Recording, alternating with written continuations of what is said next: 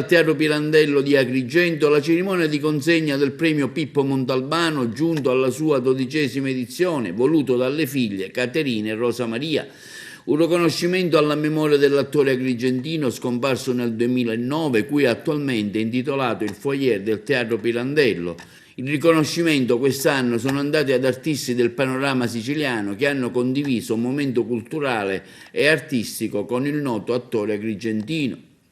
Questi premiati: l'artista favarese McCarthy, ribattezzato il pittore degli angeli, che durante la premiazione ha anche realizzato un quadro che ha donato alla famiglia Montalbano, premiato dalla collega Margherita Trupiano. Guarda, è una bellissima iniziativa per ricordare Pippo Montalbano, che è una cosa bellissima, e aver ricevuto questo premio è un significato importante per dare questo contributo, e sono onorato di aver ricevuto questo premio nella città di Agrigento.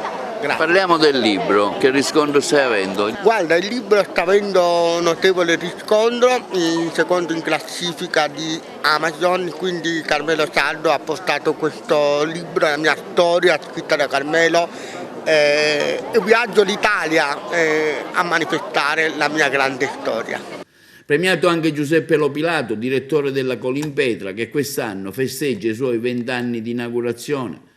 Io sono felicissimo di questo riconoscimento che oggi viene attribuito alla mia persona, ma ovviamente che è esteso a tutto quanto il FAI, al Fondimento Italiano, perché quello che abbiamo realizzato lì è merito di tutti quanti noi.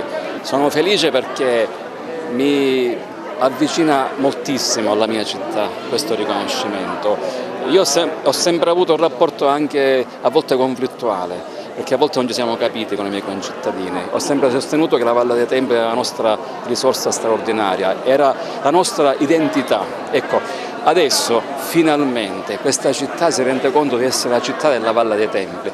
Tra le donne premiate anche l'artista siciliana Stefania Bruno di Enna, famosa per la sua bravura nel dipingere le immagini con la sabbia che vengono cancellate e trasformate immediatamente in altre. Ricevere un premio è sempre, insomma, un attestato di stima, una festa, come un regalo, qualcosa di inaspettato.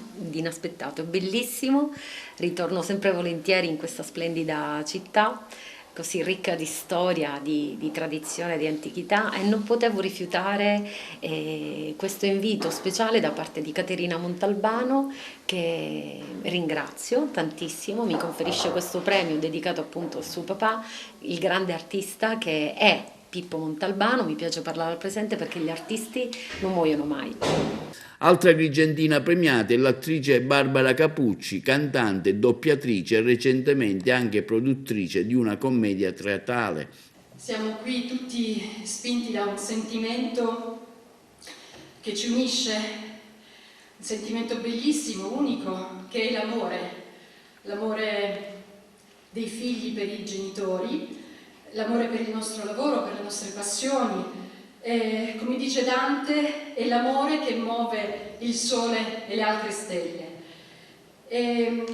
L'amore illumina ogni cosa in questo periodo così triste, difficile, buio, quindi diciamo che l'amore è sempre una luce, una speranza, ed è per questo che io stasera ho pensato di dedicare un momento all'amore. Premiato anche Gaetano Savatteri, scrittore e saggista. Da una sua opera infatti ha avuto spunto la serie televisiva Macari, che si sta girando in questi giorni ad Agrigento. È un momento straordinario sia per la memoria di un attore importante, che nel suo nome tantissimi attori agrigentini, siciliani, penso che si possono riconoscere e si possono essere anche orgogliosi di appartenere a questa tradizione che naturalmente è un modo di raccontare la Sicilia, un modo fatto con la recitazione, ma fatto anche come faccio io con i libri, o fatto come per molti registi, moltissimi col cinema, con la televisione.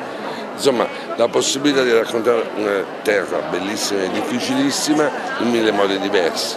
Quindi in tema di fiction televisiva premiato anche l'attore Claudio Gioè, protagonista della fiction Macari, che ha condiviso con Pippo Montalbano anche momenti di lavoro nel film I 100 passi e la meglio gioventù. Sì, si chiama Macari, la fiction, è un bellissimo momento, poi qui ad Agrigento abbiamo avuto un'accoglienza straordinaria. un grande affetto del pubblico e speriamo che possano gradire anche le nuove puntate e soprattutto l'episodio girato alla Valle dei Templi, al Giardino della Colimbetra, che porterà un po' di visibilità anche se non ne avete bisogno, ma insomma fa sempre piacere vedere le bellezze di Agrigento in prima serata Rai 1. Si aspettava questo successo della fiction della scorsa edizione?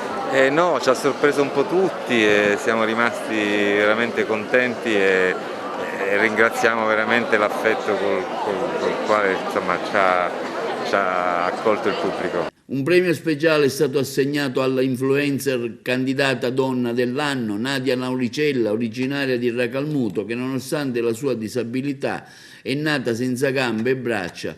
Rappresenta una forza della natura, un esempio di guida per i tanti giovani. Applauditissima dal pubblico presente in sala, Nadia è stata premiata dal sindaco di Agrigento, Franco Miccichè.